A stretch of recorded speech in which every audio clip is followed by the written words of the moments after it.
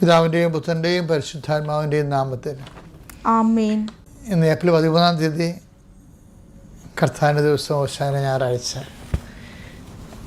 നമുക്ക് പ്രാർത്ഥിക്കാം. അമ്മേ പരിശുദ്ധമേ, അമ്മേ പരിശുദ്ധമേ, ദൈവമാതാവേ, ദൈവമാതാവേ, കൃപാസനത്തിലൂടെ ഞങ്ങൾക്കും ഞങ്ങളുടെ ദേശത്തിനും അമ്മ മധ്യസ്ഥം തേടി തന്ന എല്ലാ അനുഗ്രഹങ്ങൾക്കും കൃപകൾക്കും ഞങ്ങളിപ്പോൾ ഹൃദയം നിറഞ്ഞ നന്ദി പറയുന്നു. അമ്മേ പരിശുദ്ധമേ, ദൈവമാതാവേ, 2004 ഡിസംബർ 7 ഉച്ചകഴിഞ്ഞ് 2:30 കൃപാസനത്തിൽ സംഭവിച്ച അമ്മയുടെ പ്രത്യക്ഷപ്പെടലിനെ കുറിച്ച് തിരുസഭയ്ക്ക് സമർപ്പിച്ചിരിക്കുന്ന പഠനരേഖകളുടെ മേൽ വസ്തുനിഷ്ഠവും സഭാത്മകവുമായ പഠനങ്ങൾ ആരംഭിക്കുവാൻ ഞങ്ങൾ താഴ്മയോടെ അങ്ങയോട് അപേക്ഷിക്കുന്നു. അമ്മേ പരിശുദ്ധമേ, ഭൂസ്വർലോകങ്ങളുടെ രാജ്ഞിയായ അങ്ങേക്ക് ഭൗമ സംരക്ഷണത്തിനായി പ്രപഞ്ച പ്രകൃതിയെ തന്നെ തിരുസഭ പ്രതിഷ്ഠിക്കുവാൻ ഈ പ്രത്യക്ഷീകരണം വഴി ഇടയാക്കണമേ. പരിശുദ്ധമ്മേ, ജപമാല മാതാവേ, സകല കൃപാസനം പ്രാർത്ഥനകളോടും ചേർത്ത് ഞങ്ങളിപ്പോൾ പ്രാർത്ഥിക്കുന്ന ഈ കുടുംബത്തിന്റെ പ്രത്യേക നിയോഗം പരമക്കളെ.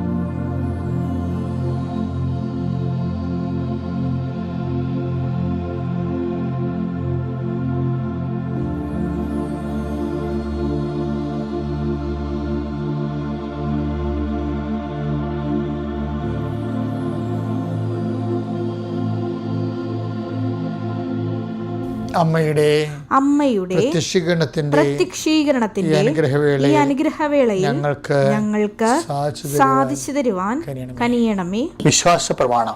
സർവശക്തനായ പിതാവും ആകാശത്തിന്റെയും ഭൂമിയുടെയും സൃഷ്ടാവുമായ ദൈവത്തിൽ ഞാൻ വിശ്വസിക്കുന്നു. അവിടുത്തെ ഏകപുത്രനും ഞങ്ങളുടെ കർത്താവുമായ ഈശോമിശിഹായിലും ഞാൻ വിശ്വസിക്കുന്നു.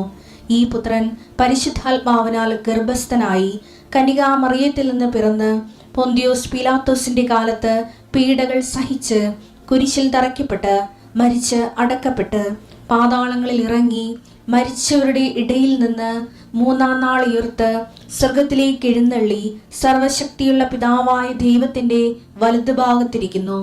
അവിടെ നിന്ന് ജീവിക്കുന്നവരെയും മരിച്ചവരെയും വിധിക്കുവാൻ വരുമെന്നും ഞാൻ വിശ്വസിക്കുന്നു. പരിശുദ്ധാത്മാവിലും ഞാൻ വിശ്വസിക്കുന്നു.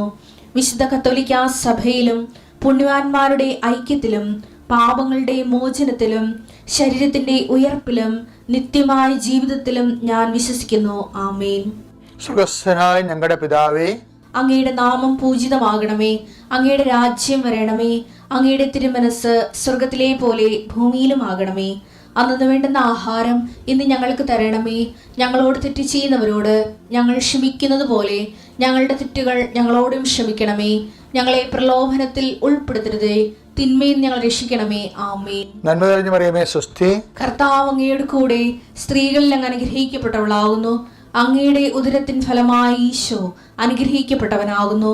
പരിശുദ്ധ മറിയമേ, തമ്പുരാന്റെ അമ്മേ, പാപികളായ ഞങ്ങൾക്ക് വേണ്ടി ഇപ്പോഴും ഞങ്ങളുടെ മരണസമയത്തും തമ്പുരാനോട് അപേക്ഷിക്കണമേ. ആമേൻ. എൻ്റെ പ്രിയപ്പെട്ടവരെ, കർത്താവ് നിങ്ങളെ ആശീർവദിക്കട്ടെ. എൻ്റെ അമ്മ പരിശുദ്ധ ദേവമാതാവിൻ്റെ മാധ്യസ്ഥ ഞാൻ പ്രാർത്ഥിക്കുന്നു. 39 കൊല്ലം ഞാൻ അർപ്പിച്ച കുർബാനയുടെ യുഗതയാൽ കൃപാസാൽത്താരെ ജീവനോടെ പ്രത്യക്ഷപ്പെട്ട പരിശുദ്ധമ്മയുടെ മാധ്യസ്ഥതയിൽ താരെ നടന്ന 10,000 ആരാധനയുടെ ശക്തിയാൽ ഞാൻ നിങ്ങളെ ജീവിതത്തെ ആശീർവദിക്കുന്നു. നിങ്ങൾ പരിശുദ്ധാത്മ നിറയടയാകട്ടെ. വിശുദ്ധ വാരത്തിലേക്ക് നമ്മൾ ഒരുമിച്ച് പ്രവേശിക്കുകയാണ്. കർത്താവിൻ്റെ ദിവ്യസ്നേഹത്തിൻ്റെ ആഘോഷങ്ങളിലേക്ക് അനുതാപപൂർവ്വം പ്രവേശിക്കുകയാണ് നമ്മൾ. ആത്മാവേ, പരിശുദ്ധാത്മാവേ, അങ്ങയുടെ കർത്താവിൻ്റെ പീഡാനുഭവത്തിൻ്റെ ആഴവും വീതിയും നീളവും മനസ്സിലാക്കുന്ന ദിവസങ്ങളായി മാറാൻ ഞങ്ങൾ ഈ ആഴ്ചയിൽ കൂടുന്ന കുരിശിൻ്റെ വഴികൾ, ഈ ആഴ്ചയിൽ പ്രാർത്ഥിക്കുന്ന പ്രാർത്ഥനകൾ, വായിക്കുന്ന ദൈവവചനങ്ങൾ, കേൾക്കുന്ന ധ്യാന പ്രസംഗങ്ങൾ എല്ലാവരിലൂടെയും കർത്താവേ അങ്ങയുടെ മക്കളോട് നീ സംസാരിക്കണമേ. ആകെ പൊടി പിടിച്ച് പുകഞ്ഞു നിൽക്കുന്ന ഒരു പ്രകൃതിയിലേക്ക് പുത്തൻ മഴ വീഴുമ്പോൾ ഉണ്ടാകുന്ന പ്രകൃതിയുടെ ഒരു പ്രസരിപ്പ് ഉണ്ടല്ലോ കർത്താവേ, അതുപോലെ വിശുദ്ധവാരം ഞങ്ങളെ പുതുതാക്കുകയും പൂർണ്ണതയിലെത്തിക്കുകയും ചെയ്യട്ടെ. എൻ്റെ കർത്താവിൻ്റെ ഉന്നതമായ നാമത്തിൽ നിന്നെ ആശീർവദിക്കുന്നു. നിൻ്റെ ഇന്നത്തെ നിയോഗങ്ങളെ കർത്താവിൻ്റെ നാമത്തിൽ ആശീർവദിക്കുന്നു. നിൻ്റെ സംസാരങ്ങളെ, അപേക്ഷകളെ, നീ ഒപ്പിടുന്ന വിഷയങ്ങളെ, നിൻ്റെ റിസൾട്ടുകളെ, വരാൻ പോകുന്ന പരീക്ഷാ റിസൾട്ടുകളെ ആശീർവദിക്കുന്നു. നിന്നെ ഉത്കണ്ഠപ്പെടുത്തുന്ന എന്താണോ, നിന്നെ ആശങ്കപ്പെടുന്ന വിഷയങ്ങൾ, നീ കാത്തിരിക്കുന്ന സങ്കടങ്ങൾ, ഇന്ന വിഷയത്തിനും ഇന്ന തീയതികളും ചിലപ്പോൾ നിനക്ക് സങ്കടത്തിൻ്റെ ഓർമ്മകളാണ് തരണത്. അപ്പം അങ്ങനെ സംഭവിക്കാതിരിക്കാൻ ടെസ്റ്റുകൾ ഇനി പോകുന്നവരുണ്ട്. ശരീരത്തിൻ്റെ രോഗത്തിന് ടെസ്റ്റിന് പോകുന്നവരുണ്ട്. ടെസ്റ്റിൻ്റെ റിസൾട്ട് ഇന്ന് പ്രതീക്ഷിക്കുന്നവരുണ്ട്. എൻ്റെ കർത്താവേ, അങ്ങയുടെ മക്കൾ അങ്ങയുടെ നാമത്തിൽ ഞാൻ പ്രാർത്ഥിക്കുന്നു. ആരെങ്കിലും ബ്ലഡ് ടെസ്റ്റിന് കൊടുത്തിട്ടുണ്ടെങ്കിൽ, ബയോപ്സിക്ക് കൊടുത്തിട്ടുണ്ടെങ്കിൽ ആ ടെസ്റ്റുകളെല്ലാം കർത്താവെ സന്തോഷപരമായി മാറാൻ ഇടയാക്കണമെന്ന് പ്രാർത്ഥിക്കുന്നു. എൻ്റെ കർത്താവിൻ്റെ ഉന്നതമായ നാമത്തെ ഉറക്കമില്ലാത്തവരെ സംബന്ധിച്ച് പ്രാർത്ഥിക്കുന്നു. പ്രഷറുകാരെയും ഷുഗർ ഷൂട്ടപ്പ് ചെയ്തിട്ട് കൺട്രോളില്ലാതെ പോകുന്നവരെ സംബന്ധിച്ച് പ്രാർത്ഥിക്കുന്നു. കിഡ്നി രോഗികളെ സംബന്ധിച്ച് പ്രാർത്ഥിക്കുന്നു. കരരോഗികളെ സംബന്ധിച്ച് പ്രാർത്ഥിക്കുന്നു. നടുവലിൻ്റെയും ഡിസ്കിൻ്റെ വേദന കൊണ്ട് പിൻകഴുത്തിൽ എല്ല് ഉന്തിയിരിക്കുന്നവരെ സമർപ്പിച്ച് പ്രാർത്ഥിക്കുന്നു. കണ്ണിന് കാഴ്ച കുറവുള്ളവരെ സംബന്ധിച്ച് പ്രാർത്ഥിക്കുന്നു. മൂക്കിന് ദശ വളരുന്നവരെയും കർണത്തിൽ ഒലിപ്പുള്ളവരെയും സംബന്ധിച്ച് പ്രാർത്ഥിക്കുന്നു. വായിൽ കേടുള്ളവരെ സംബന്ധിച്ച് പ്രാർത്ഥിക്കുന്നു. ഉച്ചമുരുള്ളം കാലുവരെ കർത്താവിൻ്റെ രക്തം പടരട്ടെ. എൻ്റെ കർത്താവിൻ്റെ ഉന്നതമായ നാമത്തിൽ സഭയുടെ അധികാരത്തെക്കുറിച്ചിൻ്റെ അടയാളത്തിൽ ദൈവശക്തിയാൽ നീ ഇന്ന് അനുഗ്രഹിക്കപ്പെടുകയും നീ ഈ ദിവസം നിനക്ക് അനുഗ്രഹമാവുകയും ചെയ്യട്ടെ. എൻ്റെ പ്രിയപ്പെട്ടവരെ, ഇന്ന് അവസാന ഞായറാഴ്ചയാണ്. കർത്താവ് ജനലക്ഷങ്ങളുടെ അകമ്പടിയോടുകൂടി ജെറുസലേം ദേവാലയത്തിൽ വിജയശ്രീലാളിതനായി പ്രവേശിക്കുന്ന ഭയങ്കര ട്രയംബൻ്റ് ആൻഡ് മാഗ്നിഫിഷ്യൻ്റ് ഡേ. അത് നൽകുന്ന ഒരു താക്കീതുണ്ട്. എന്താ, മനുഷ്യൻ്റെ കരബലം ഇല്ലാഞ്ഞിട്ടല്ല, പിതാവിൻ്റെ ഇഷ്ടപ്രകാരമാണ് ഞാൻ എന്നെ തന്നെ നിങ്ങൾക്ക് സമർപ്പിക്കണമെന്ന്. അതാണ് ജനക്കൂട്ടത്തിൻ്റെ അകമ്പടിയോടുകൂടിയാണ് പീഡാസഹനത്തിന് വേണ്ടി വരണത്. ആ ഒരു യുദ്ധമാണ് ശരിക്കും. യുദ്ധം ആരംഭിക്കുക എന്ന അർത്ഥം. യുദ്ധം ആരംഭിക്കുന്ന മുമ്പ് അതിനെക്കുറിച്ച് പറയുന്നുണ്ട്. ശത്രുവിനെ ഐഡൻറ്റിഫൈ ചെയ്യുന്നുണ്ട്. ജെറുസലേം പ്രവാസികന്മാരെ കൊല്ലുകയും നിന്നിലേക്ക് അയക്കുന്നവരെ കല്ലെറുകയും ചെയ്യുന്നവളെ, പിടക്കോഴി തൻ്റെ കുഞ്ഞിനെ അതിൻ്റെ ചിറകിൻ്റെ കീഴിൽ ഒതുക്കുന്ന പോലെ എത്ര കാലം ഞാൻ നിന്നെ സംരക്ഷിക്കാൻ വേണ്ടി ആഗ്രഹിച്ചു. നിന്നെ രക്ഷിക്കാൻ വന്ന് എന്നെ പുറന്തള്ളുമ്പോൾ ഇപ്സോഫാത്ത് ബൈ നോ മീൻസ് നീ നിന്നെ തന്നെ പുറന്തള്ളണത്. അതുകൊണ്ടാണ് നിൻ്റെ സന്ദർശന സമയം നീ അറിഞ്ഞില്ലെന്ന് പറയുന്നത്. ക്രിസ്തുവിനെ അറിയുക എന്ന് വെച്ച് കഴിഞ്ഞാൽ ക്രിസ്തു നമ്മുടെ ജീവിതത്തിൽ സന്ദർശിക്കുന്ന സമയത്തെ അറിയുന്നതിന് അർത്ഥം. ലൂക്ക 19:43-44. ശത്രുക്കൾ നിനക്ക് ചുറ്റും പാളയമടിച്ച് നിന്നെ വളയുകയും എല്ലാ ഭാഗത്തും നിന്ന് നിന്നെ ഞെരുക്കുകയും ചെയ്യുന്ന ദിവസങ്ങൾ വരും. നിന്നെയും നിന്റെ മക്കളെയും നശിപ്പിക്കുകയും നിന്നിൽ കല്ലിന്മേൽ കല്ല് ശേഷിപ്പിക്കാതിരിക്കുകയും ചെയ്യും.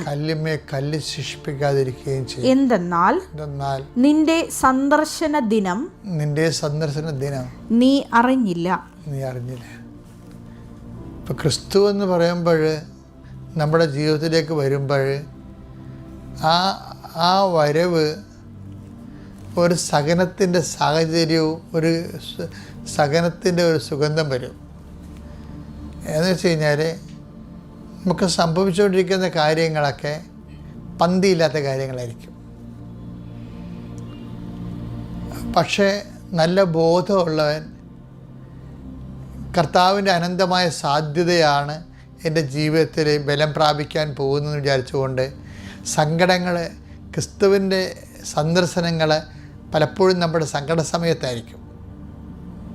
പലരും ക്രിസ്തുവിനെ തിരിച്ചറിഞ്ഞത് സങ്കടം കൊണ്ടല്ലേ, സന്തോഷം കൊണ്ടാണ്.